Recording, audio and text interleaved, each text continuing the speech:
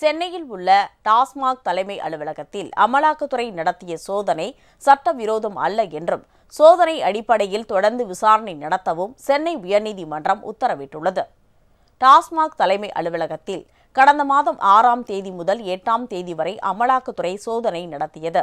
இந்த சோதனை சட்டவிரோதமானது என்று அறிவிக்க கோரி சென்னை உயர்நீதிமன்றத்தில் டாஸ்மாக் நிர்வாக இயக்குநர் மற்றும் தமிழ்நாடு அரசு தரப்பில் வழக்கு தாக்கல் செய்யப்பட்டது. இதனை நீதிபதிகள் எஸ்.எம். சுப்பிரமணியம், கே. ராஜசேகர் அடங்கிய அமர்வு விசாரணை நடத்தியது. விசாரணை என்ற பெயரில் பெண் அதிகாரிகள் உள்ளிட்டோரை அமலாக்கத்துறை கொடுமை செய்துள்ளனர் என்று டாஸ்மாக் தரப்பில் வாதிடப்பட்டது.